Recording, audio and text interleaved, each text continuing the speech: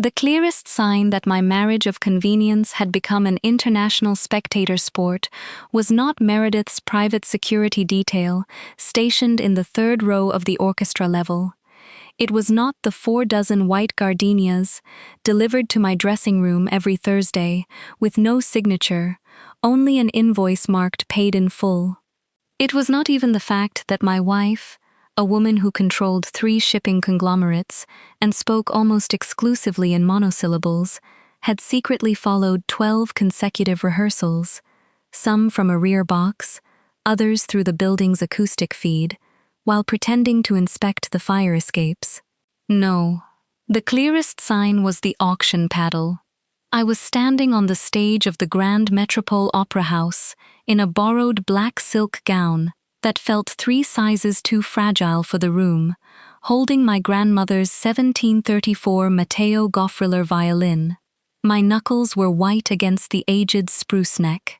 Below me, seated at circular tables draped in damask and illuminated by $3,000 crystal candelabras, 300 of the city's wealthiest benefactors were finishing their dessert course. They had not come for the music, they had come for the slaughter. The St. Jude Symphony was $92,000 in debt, a deficit manufactured over 6 months by our managing director, Arthur Hastings. Hastings was a man whose smile reminded me of a freshly oiled bearing, and tonight he had decided that the fastest way to balance the ledger was to sell off the orchestra's soul, one piece at a time. The program listed the final lot as an exclusive master patronage agreement, 5 years of my private musical services, and permanent transfer of title to the principal second violinist's primary instrument, my instrument.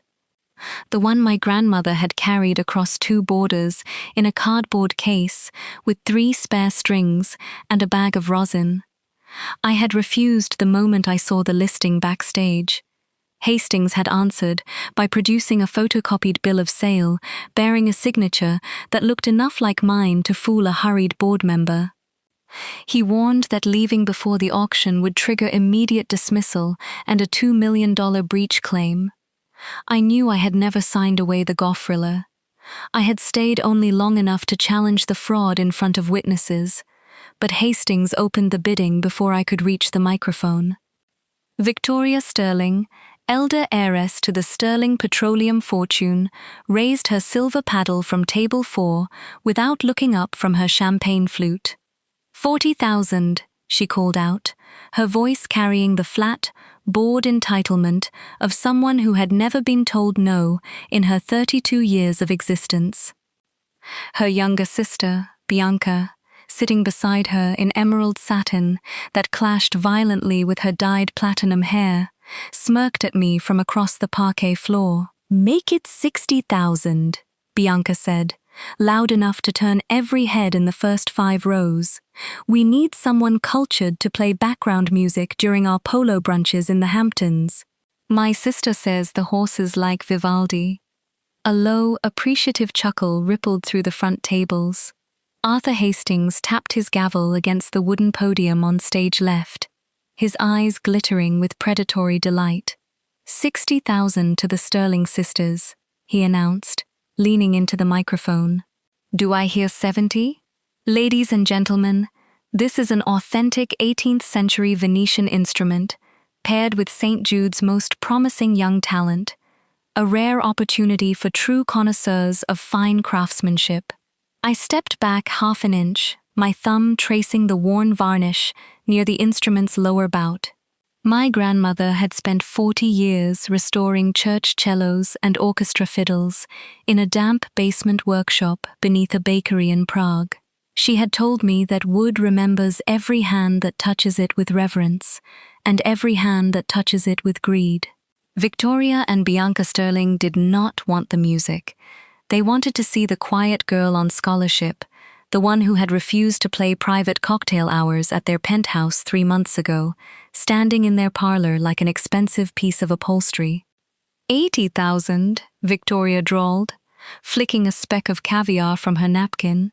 "Let us not drag this out, Arthur. Wrap the girl and the fiddle together. We have a midnight flight to Zurich." 100,000, Bianca countered, laughing as she challenged her own sister. Arthur Hastings raised his gavel high into the air. 100,000 going once, he declared, looking straight at me with an expression that warned me not to move, not to speak, not to ruin the payday he had planned for his summer bonus. 100,000 going twice. The heavy mahogany double doors at the very back of the auditorium did not open politely. They swung inward with a single, resounding thud that cut straight through the low murmur of conversation and made a waiter drop a tray of crystal flutes in the back aisle. The winter rain rushed into the heated hall, smelling of wet asphalt, cold slate, and the faint, unmistakable trace of black espresso and Virginia cedarwood. A woman stepped across the marble threshold. She was tall, dressed in a charcoal, double-breasted wool overcoat that fell past her knees, with a structured collar that framed an impossibly sharp jawline. Her dark hair was gathered into a low, disciplined knot at the nape of her neck, though 3 stray strands had escaped and rested damp against her cheek from the weather outside. She wore no jewelry except a plain platinum band on her left ring finger. Meredith Vance. The room went so completely silent that I could hear the hum of the overhead spotlights. Arthur Hastings froze, with his gavel suspended 4 inches above the wood. Victoria Sterling's champagne flute stopped halfway to her lips. In the financial sector, Meredith Vance was known as the Glacier, an investor who had dismantled 3 hostile takeovers before she turned 35, and whose refusal to appear on television had made her the most photographed woman in the business press. To me, she was the woman who lived on the opposite side of a 4-story townhouse, who knocked twice on my study door every evening to ask if the radiator was functioning properly, and who had not touched my hand since the 5-minute civil ceremony we had signed 8 months earlier. Meredith ignored the tables and Hastings. Her obsidian gaze found me behind the music stand, dropped to my white knuckles on the violin neck, then rose to my face. She said nothing, but the cold tension in her shoulders sharpened. Arthur Hastings cleared his throat, his voice cracking into an awkward, obsequious pitch. "Miss Vance," he stammered, lowering his arm, "we were not expecting you this evening. The board understood you were in London until Tuesday." "My flight was early," Meredith said. Her voice was not loud, but it possessed a strange, resonant weight that seemed to vibrate through the floorboards. She walked down the center aisle, her heavy leather boots clicking rhythmically against the red carpet, and stopped at the edge of the first row between the Sterling sisters' table and the stage. "We are just concluding the final lot," Hastings said, trying to regain control of his stage. "The Sterling family has offered $100,000 for the artist's sponsorship and the Venetian violin." Victoria Sterling adjusted her posture, offering Meredith a practiced, predatory smile. "You are too late to bid on the girl, Meredith," she said smoothly. "Bianca and I have already claimed her for the season." Meredith turned her head 2 degrees to the left. She did not look at Victoria's face. She looked at the silver paddle resting on Victoria's table, as if inspecting a piece of contaminated medical waste. 120,000, Bianca called out, her voice slightly strained by the sudden drop in the room's temperature. "The Sterlings do not lose auctions, Miss Vance." Meredith reached into the inside pocket of her wool coat. She did not pull out a bidding paddle. She pulled out a fountain pen and a single folded document with a raised golden notary seal visible along its top margin. "Arthur," Meredith said calmly. "Yes, Miss Vance?" "Who owns the operating company that controls the Grand Metropole, and who holds the building's deed?" Hastings blinked, looking desperately toward the board chairman sitting at table 1. "Metropole Cultural Holdings operates the institution. The Arts Council controls the voting shares, and the Metropole Foundation holds the deed, with municipal approval required for any transfer."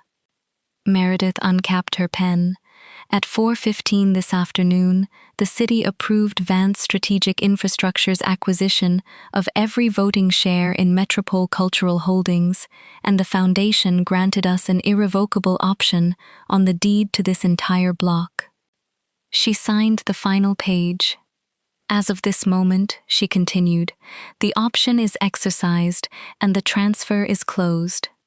She placed the document on the edge of the stage, right beside the wooden steps. I am not bidding on the violin, Meredith continued, turning to the Sterling sisters as Victoria slowly lowered her champagne glass. I just bought the building, the air rights, the operating company, its debts, and every employment obligation attached to it. Arthur Hastings turned the color of damp parchment. Miss Vance, you cannot simply buy an entire cultural institution during a dessert service. I just did, Meredith said. The final wire cleared in Frankfurt when my signature reached escrow.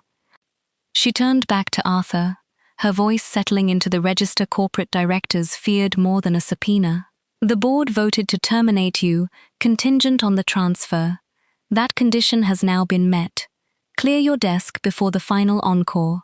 Hastings opened his mouth, closed it, and looked at the board chairman.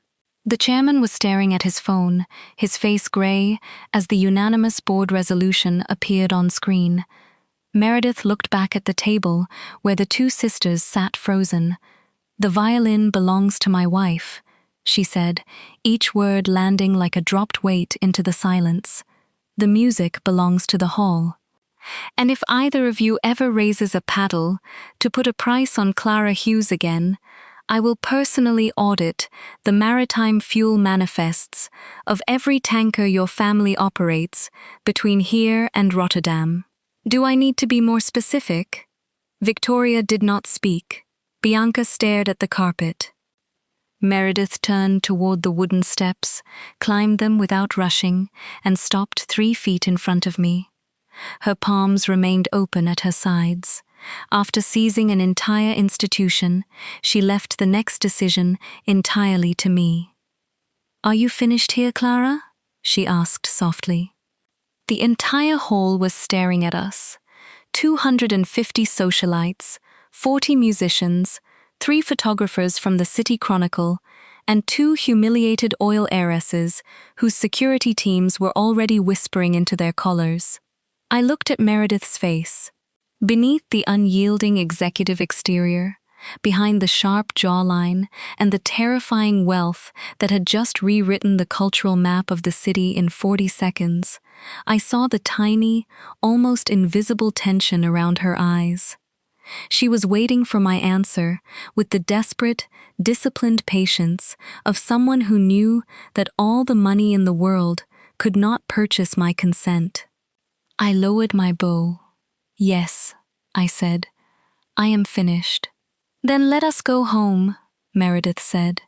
She stepped back, leaving the pathway clear, and waited until I took the first step toward the backstage exit, before she fell into place half a stride behind me. The service hallway behind the main stage was cold, smelling of ancient radiator steam, damp plaster, and old velvet curtains that had absorbed 50 years of theatrical dust. I walked fast, my concert heels clicking sharply against the concrete floor, holding my violin case against my chest like a shield. Behind me, the steady, measured rhythm of Meredith's leather boots never faltered, never rushed to overtake me, and never dropped behind. When we reached my dressing room, I pushed the heavy door open, walked straight to the worn oak table near the mirror, and set the case down with more force than necessary. The brass latches snapped open under my fingers. I lifted the gofrilla by its neck, inspected the bridge, checked the tension of the fine tuners, and nestled it into its velvet bedding before closing the lid and locking it with the tiny brass key around my neck. Only then did I turn around. Meredith was standing in the doorway. She had not stepped inside. Her tall frame filled the threshold, her hands tucked into the pockets of her wool coat, her posture straight and formal, as if she were attending a high-stakes board presentation, rather than standing in a drafty dressing room with 8-foot ceilings and peeling paint. "You bought the opera house," I said, my voice shaking with an anger that had taken 15 minutes to push through my shock. "Yes," she replied simply. "You purchased a historic 90-year-old municipal landmark during the dessert course of an annual charity gala because 2 spoiled socialites made a bid on my concert contract." Meredith tilted her head slightly. The price was reasonable. The foundation required structural reinforcement anyway. "Do not talk to me about structural reinforcement, Meredith." I took 2 steps toward her, stopping just short of the imaginary boundary line she had drawn at the door. "You walked in there like an invading army. You humiliated the managing director. You threatened the largest private oil dynasty in the state. And you made every person in that room believe that I am an asset you purchased to keep on your mantle." Meredith's expression did not crack, but her dark eyes darkened, the amber flecks near her pupils catching the yellow bulb above us. "Is that what you believe?" "What else am I supposed to believe?" I asked, gesturing toward the stage where the muffled sounds of confused patrons leaving the hall could still be heard through the brickwork. "For 8 months, we have lived like 2 strangers who happen to share an entrance hall and a boiler system. You leave for Singapore on a Tuesday, you return on a Friday, you leave notes on the kitchen island reminding me to check the deadbolt, and you eat your breakfast at 6 in the morning while reading maritime trade forecasts. Then you appear out of nowhere and drop $50 million on the table to buy the theater where I work." Meredith took one measured breath. Her jaw tightened before settling back into control. "Hastings was not selling a sponsorship, Clara," she said, her voice dropping into a quiet, dangerous calm. I folded my arms. I knew the bill of sale was forged. I thought the rest was an obscene publicity stunt I could defeat in court. "It was not a stunt," Meredith said, "and the performance contract was only the cover." I froze. "What are you talking about?" Meredith reached into her coat, pulled out a second slim folder, and set it on the small corner table beside the door, taking half a step back the moment her fingers left the leather. "Hastings signed an undisclosed side agreement with the Sterling Foundation 3 weeks ago," she explained, "in exchange for covering the deficit he created and paying him a $500,000 consultancy fee. He agreed to assign your employment contract to the Sterling estate for 5 years. The forged bill of sale would transfer the Goffriller permanently. You would have no right of external performance, no right of resignation, and a $2 million penalty if you refuse to travel between their properties in Zurich and upstate New York." The breath left my lungs in a cold, painful rush. I stared at the folder on the table. That is impossible. The musicians' union would never approve that. Hastings suspended the union notification clause during a pandemic emergency session and retained the board's voting proxy. The Sterlings intended to use tonight's public auction as a charitable-looking cover for the private transfer. "Victoria did not bring an auction paddle to hear you play Bach, Clara. She brought it because she expected the gavel to make fraud look legitimate, and her security team was prepared to collect your belongings before midnight." My hands began to tremble. I looked down at my violin case, at the worn leather handle that had been mended twice with linen thread by my grandmother's hands. "You knew this," I whispered. "When did you find out?" "Tuesday morning." My logistics office in London flagged a private charter manifest filed by the Sterling family office. It listed 3 passengers from JFK to Zurich, including a reservation under your name and a pressurized cargo compartment for your violin. I felt the blood drain from my face. "You flew 8 hours from London for this?" "I flew 8 hours because you were in danger," Meredith said. Her words were so simple, so devoid of theatrical drama or heroic posturing that they hit harder than any shouting could have. She stood in the doorway, powerful enough to reshape municipal budgets with a signature, looking at me with an intensity that made the small dressing room feel impossibly intimate. "Why didn't you call me?" I asked, my voice barely audible over the hum of the radiator. "Why didn't you just tell me what Hastings was doing?" Meredith glanced at the floor between us. "Because you would have tried to fight it with union bylaws and fair labor grievances, and I feared Hastings would accelerate the transfer the moment he knew we had found it. Because that is how the world is supposed to work, and whether to take that risk was still my decision." "Yes," Meredith said. "I should have told you as soon as I confirmed the manifest. Fear did not give me the right to exclude you from a decision about your own safety. I am sorry, Clara." Her apology disarmed me more completely than an argument could have. Meredith Vance never surrendered ground she did not mean to surrender. "People like Victoria Sterling do not operate within the rules," she continued. "They use capital to turn institutions into weapons. I chose a larger weapon. I should also have trusted you with the plan." I leaned back against the dressing table, pressing both palms against the cool wood to steady myself. "And your weapon was buying the building." "It was the most efficient method to terminate Hastings' authority without subjecting you to 6 months of litigation," she said. "Now the contract is void. Hastings is gone. The symphony's pension fund is fully endowed under an independent trust, and your grandmother's violin remains exactly where it belongs." "With me?" I said. "With you," Meredith repeated. I looked at her standing in the doorway, rain still glistening in the dark wool of her coat, her hands tucked inside her pockets, as if touching me might look like an attempt to collect on the debt she had erased. Since our wedding, I had treated the marriage as an arrangement born of convenience. Meredith needed a spouse to satisfy an old governance clause in her grandfather's charitable trust, and I needed the financial stability to maintain my grandmother's workshop and complete my tenure trial with the symphony. We had established ground rules on our first evening in the townhouse: separate wings on the 3rd floor, complete autonomy over our professional schedules, no public interference in each other's affairs, and no expectations of domestic intimacy. Tonight, she had broken every single rule in front of 300 people, and yet she had not tried to purchase my autonomy.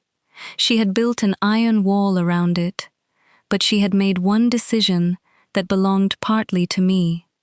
Next time, I would insist on holding the blueprints. "Are you going to come in?" I asked quietly.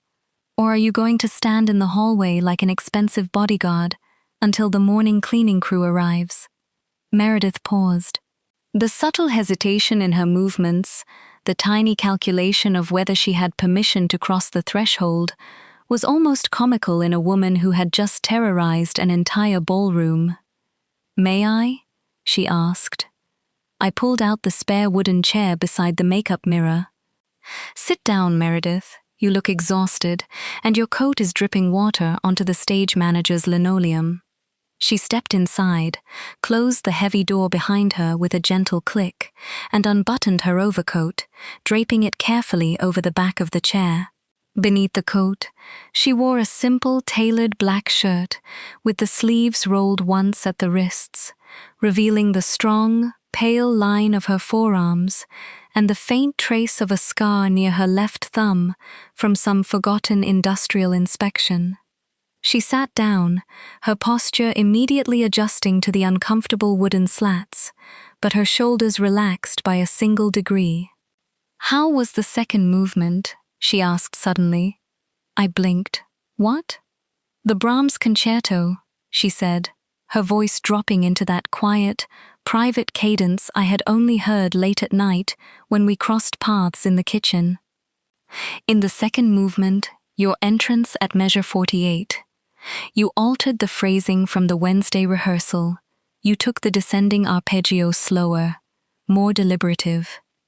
I stared at her, my mouth opening slightly before I could stop myself. You were listening to the Wednesday rehearsal?" Meredith reached into her pocket and pulled out a small, leather-bound notebook with frayed corners. "I had a conference call with the Maritime Board in Tokyo at 7. The acoustic feed from the auditorium box runs through the building's internal comms network. I listened while reviewing the fleet balance sheets. You listened to me practice while negotiating with Tokyo." Her eyes met mine, steady and unapologetic. "Your tempo was slightly rushed on Tuesday. On Wednesday, you found the center of the phrase. It was very beautiful, Clara." The heat rose along my neck so fast it made my skin tingle. The great Meredith Vance, whose name made hedge fund managers break into cold sweats, had spent her evening in London listening to a low-fidelity audio feed of me repeating 24 bars of Brahms until my fingers bled. "You are impossible," I muttered, turning toward the mirror so she wouldn't see the flush spreading across my cheeks. "That is the third time you have made that diagnosis this month," she noted, her voice carrying the faintest ghost of amusement. "And it remains accurate, every single time." I picked up my coat from the hook behind the door. "We need to leave before the society reporters figure out which exit we are using. If I have to explain to a gossip columnist why my wife bought a 90-year-old theater during dessert, I am going to tell them you did it because you disliked the upholstery." Meredith rose from the chair, taking her coat over one arm. "The upholstery was, in fact, atrocious," she said gravely. "Red velvet with gold piping belongs in a Victorian bordello, not a concert hall." I choked on a laugh and shook my head, picking up my violin case by the leather handle. "Let us go home, Meredith." She held the dressing room door open, waited until I was safely in the corridor, and then walked beside me into the cold night rain. The townhouse facing Gramercy Park was quiet when we arrived 40 minutes later. The black town car had slipped through the wet city streets without a word spoken between us, the rhythm of the windshield wipers providing a steady, hypnotic counterpoint to the distant sound of harbor horns drifting from the river. Our driver, a retired transit officer named Thomas who had worked for Meredith's father for 20 years, did not ask about the gala. He simply opened the heavy iron gate, touched the brim of his cap, and said, "Good evening, Mrs. Vance. Good evening, Miss Clara. The heat is set to 68 on the 3rd floor." Meredith nodded once. "Thank you, Thomas. Take the car to the garage and go home. Do not answer any calls from the press office tonight." Thomas offered a small, knowing smile. "Already turned the dispatch radio off, ma'am. Good night." We stepped into the grand marble foyer. The townhouse was built in 1912, all high plaster ceilings, dark walnut wainscoting, and deep casement windows that looked out over the private garden square. When we had moved in after the wedding, Meredith had offered me the master suite on the 2nd floor with its private balcony and fireplace. I had declined, choosing instead the 3rd floor library wing, because the morning light hit the long oak tables at an angle that made instrument repair work easy on the eyes. Meredith had accepted my choice without argument, taking the east wing across the landing. Since moving in, neither of us had crossed the threshold of the other's private quarters without an explicit verbal invitation. I set my violin case on the entry table, kicked off my heels with an unceremonious sigh of relief, and walked barefoot across the cool Persian rugs toward the kitchen. "Tea?" I called over my shoulder. Meredith hung her coat on the brass stand near the door, placing her keys in the small porcelain dish with her customary precision. "Chamomile," she answered, following me into the kitchen. "If it is not an inconvenience." "It is never an inconvenience, and you know it," I said, filling the copper kettle at the sink. "2 drops of clover honey?" "3 tonight," she said, leaning against the butcher block island, with her arms folded across her chest. It was an eventful evening. I turned around, leaning back against the marble countertop as the kettle began to hum on the gas range. 3 drops of honey, truly living on the edge of corporate recklessness, Miss Vance. Meredith studied me in the dim under-cabinet lighting. You are still angry. I am not angry, I said, watching the blue flames beneath the kettle. I am unsettled. Because I spent money? Because you made yourself a target, I said, looking up to meet her dark gaze. You humiliated Victoria Sterling in front of everyone who matters in this city. Her family controls half the independent transport terminals on the coast. They have lawyers who specialize in corporate harassment, and they have friends in municipal politics who can make your life miserable for the next 3 years.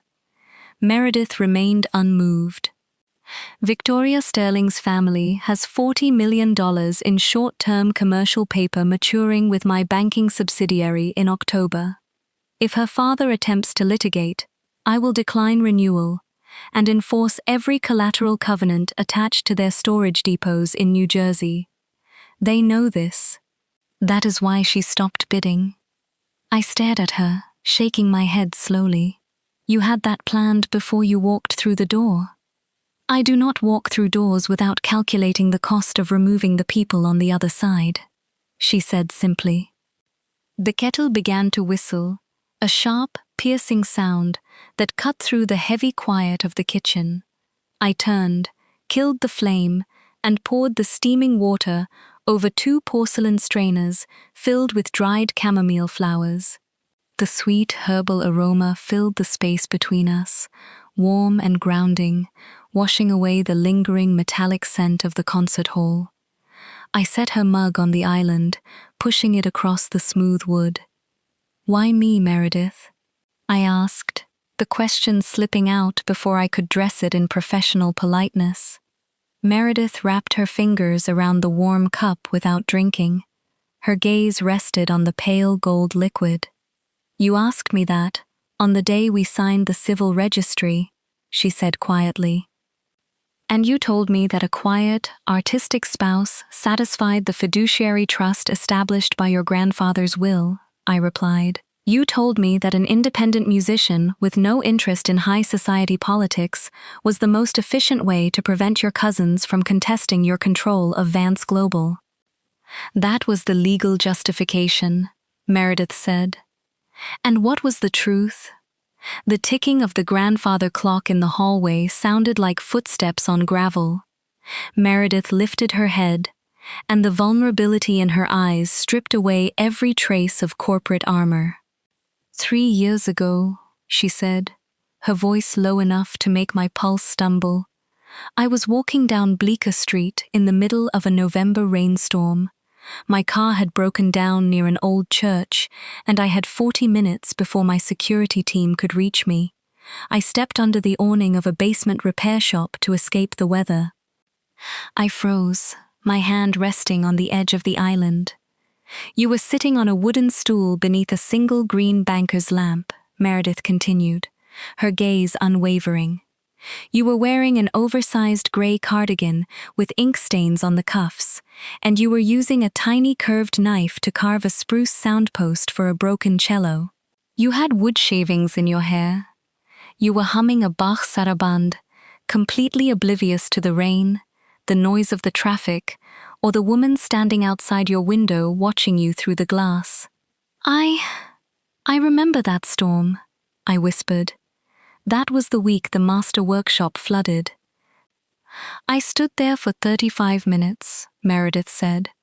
You were working with an instrument worth less than $500, but you treated it as if it held the memory of the entire world. Sirens passed. Thunder shook the glass. You never looked away from the broken thing you were determined to make whole.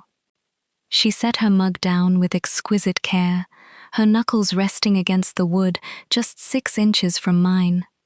I spent my entire life surrounded by people who measure value in leverage, margins, and market share, she said softly. people who look at a beautiful thing and calculate how much it costs to destroy it. And that night, standing in the rain, I realized that I had spent 30 years building an empire, but I had never seen anyone look at anything the way you looked at that piece of spruce. Meredith, when my lawyers informed me 18 months later that Hastings was attempting to strip the symphony's endowment and that you were the principal candidate facing termination, I realized the existing trust clause gave me a legitimate reason to offer a partnership that could protect us both. But the protections in our prenuptial agreement were never conditional on you staying married to me. Your independent lawyer verified that. I wanted to give you a door you could choose to open, Clara, not a lock. The honesty in her voice was devastating. It stripped away months of polite distance, hallway greetings, and carefully scheduled dinners, leaving only the truth laid out between us on the butcher block like a sheet of white paper. You never told me, I said, my throat tight with an emotion I could not name. Because I was afraid you would refuse if you knew how long I had admired you, Meredith answered. You were proud, brilliant, and determined to prove that your talent belonged to you alone. If I had walked into your workshop, leading with my money and my feelings, you would have thrown your carving knife at my head. I let out a wet, breathless laugh. I probably would have. I know, she said, softness touching the corners of her mouth. That is why I waited until I could ask you as a partner, not approach you as a patron. I looked down at her hand on the island, unadorned, except for the platinum band that matched mine. Throughout our marriage, she had possessed the resources of an industrial giant without using them to crowd me or demand my time. She had slept on the opposite side of the house, listened to my practice through an intercom wire, and intervened tonight only when wolves gathered at my feet. I reached across the 6 inches of wooden counter between us. Meredith watched, as if one careless movement might break the moment. I placed my palm over hers, feeling the warmth of her skin, the slight calluses along her thumb, and the steady beat of her pulse against mine. Her breath caught in her throat. Meredith, I said softly. Yes, Clara? You are still a bossy, arrogant, terrifying woman who completely overstepped her boundaries tonight. Meredith closed her eyes for one long second, leaning into the pressure of my palm as if she had been carrying a weight across a desert for 3 years and had finally found somewhere to lay it down. I am, she whispered. And if you ever buy an entire cultural landmark again without giving me at least 48 hours notice to prepare a program, I am going to make you sit in the front row for 12 consecutive hours of violin scales. Her eyes opened, the amber flecks shining in the dim kitchen light, and for the first time since I had met her, Meredith Vance smiled, real, unobstructed, and breathtakingly warm. That, she said, her fingers slowly, carefully curling around mine, sounds like an exceptionally fair contract. The next morning, the city woke up to a financial earthquake, and I woke up to the smell of fresh French roast and warm brioche drifting up the stairwell. I pulled on an oversized knit sweater and woolen socks, grabbed my practice notebook, and descended the stairs. The morning sun was cutting through the high-arched windows of the dining room, illuminating a stack of newspapers arranged neatly at the end of the mahogany table. The front page of the City Chronicle carried a full-color photograph from the gala, Meredith standing on the stage in her charcoal coat, her fountain pen uncapped, with Arthur Hastings frozen beside the podium, looking like a man who had just witnessed his own execution. The headline read in bold black type, Vance Strategic acquires Metropole Opera, in midnight takeover, managing director ousted, pensions endowed. Beneath it was a smaller sidebar, with a grainy photograph of me leaving the backstage door with my violin case, Symphony Virtuoso, at the center of $50 million cultural rescue. Meredith was sitting at the head of the table, dressed in a crisp white poplin shirt with the collar open, reviewing a digital spreadsheet on her tablet.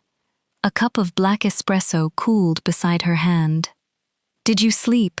I asked, pulling out the chair immediately to her right. Meredith set her tablet face down. 4 hours. The European markets were active. I glanced at the headlines. "You made the front page above the municipal transit bond vote. Victoria Sterling's father called my office at 6:15, Meredith said calmly. He was unhappy about the maritime fuel audit notice. What did you tell him? I told him that if he wished to discuss the audit, he could schedule an appointment with my regulatory compliance director in November, in Rotterdam. I laughed, reaching for a warm brioche from the silver basket. You sent a billionaire to Rotterdam in November? The weather there provides excellent clarity for contract review, she said without breaking character. Before I could reply, the heavy brass knocker on the front door sounded 3 sharp, aggressive raps that echoed through the foyer. Meredith's expression sharpened, her posture shifting into corporate stillness. Thomas is at the gate, she murmured. Whoever is at the door bypassed the outer intercom. I stood, but Meredith raised one finger. Stay here, Clara. No, I said, setting my napkin down. This is our house. If someone has managed to bypass Thomas, it is either an international crisis or a very angry musician. Either way, I am not hiding in the breakfast room.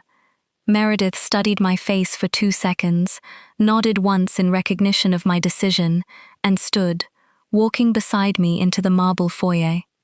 She pulled the heavy oak door open. Standing on the limestone porch, wrapped in an ankle-length white fox fur coat and flanked by 2 men in dark tailored suits, was Evelyn Sterling, the matriarch of the Sterling Empire and Victoria and Bianca's grandmother. She was 78 years old, leaned lightly on a gold-topped ebony cane, and possessed the kind of aristocratic, unblinking glare that had intimidated city governors since the late 70s. Meredith, Evelyn said, her voice dry and brittle as autumn leaves.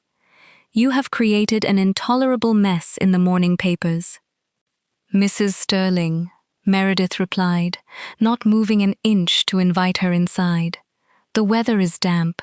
If you have come to discuss your family's commercial debt, my office hours begin at 9. I did not come to discuss paper debt, the old woman said, her pale blue eyes drifting past Meredith's shoulder to lock onto me. I came to see the girl who convinced Meredith Vance to threaten my shipping lines over a fiddle. My grandmother's violin is not a fiddle, Mrs. Sterling, I said, stepping up beside Meredith until our shoulders brushed. It was built by Matteo Goffriller in Venice, before your family started drilling holes in the Gulf of Mexico.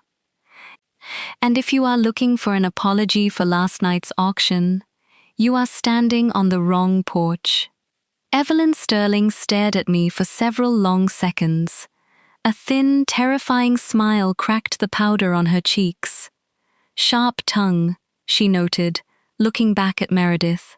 Her tone reminded me of someone inspecting an antique watch that still kept accurate time. Victoria told me she was timid. Victoria has a habit of misreading talent when it refuses to work for her vanity, Meredith said coldly. Evelyn tapped her cane once against the limestone. Arthur Hastings recruited my granddaughters into an illegal acquisition and demanded a $500,000 consultancy fee for delivering you and the instrument. Their signatures are genuine, so is their responsibility. I removed him from our charitable foundation at midnight. Victoria and Bianca will issue a public apology from the Metropole stage before opening night.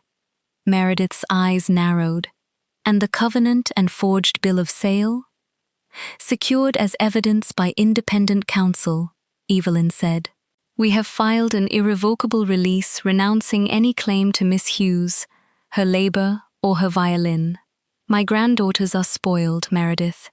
They will now learn the difference between appetite and ownership. Then this visit is concluded, Meredith said, her hand resting on the edge of the heavy door. Not quite, the matriarch said. At a gesture from her cane, one of the suited men stepped forward with a long, velvet-lined mahogany box. This belonged to my sister, Eleanor. She played second chair in the Boston Symphony in the early 70s.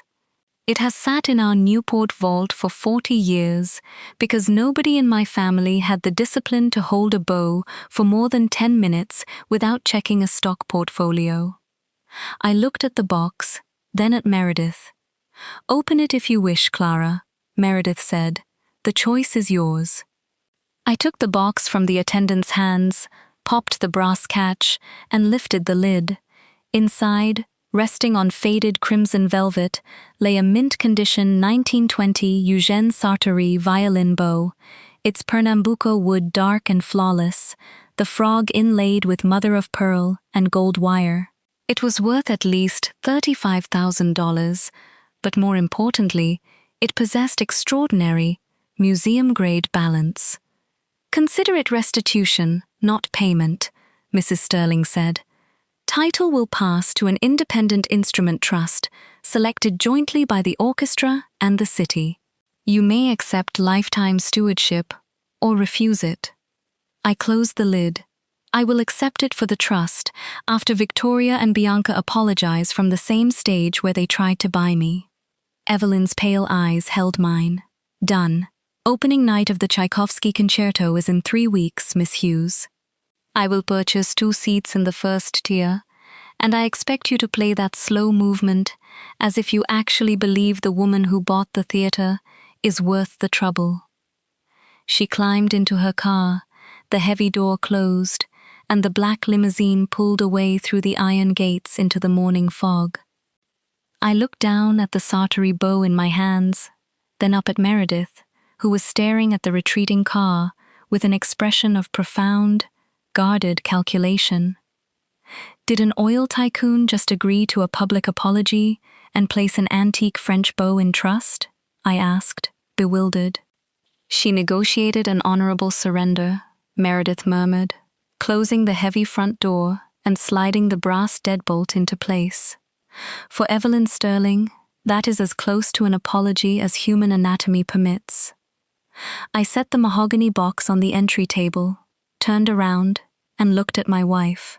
The sunlight through the leaded glass above the door cast diamond patterns across the floor between us. 3 weeks until opening night," I said, as Meredith stepped closer. "Will you be in the owner's box?" Her hand rose, pausing between us until I leaned into it. Her fingertips brushed the fabric of my sweater near my collarbone, warm and steady against my skin. "I will be in the front row, Clara," she said, her voice dropping into a low, decisive whisper that filled the quiet foyer. "In every rehearsal, in every performance. For as long as you allow me to sit there." I lifted my hand, covering hers where it rested against my chest, and felt the matching platinum band cool against my skin. "Then you had better clear your calendar, Miss Vance," I whispered, stepping forward to close the final inch between us. "Because I intend to make this the most expensive concert season of your life." Meredith's arm slid around my waist, lifting me effortlessly against her as she lowered her mouth to mine, tasting of black coffee, winter rain, and the fierce, unyielding promise of a woman who would have bought the entire world just to hear me play. And as the grandfather clock chimed 8 in the quiet hall, I knew that the auction was over. The violin was home, and the woman who held me would never let anyone put a price on our future again. If you made it to the end of our story, thank you for listening to every note. Tell me in the comments, after the public apology, would you have accepted stewardship of the Sartory bow for the orchestra, or refused every gift from the Sterlings? Hit that subscribe button, turn on notifications, and join our community so you never miss another story where love refuses to be bought, sold, or silenced. I will see you in the next one.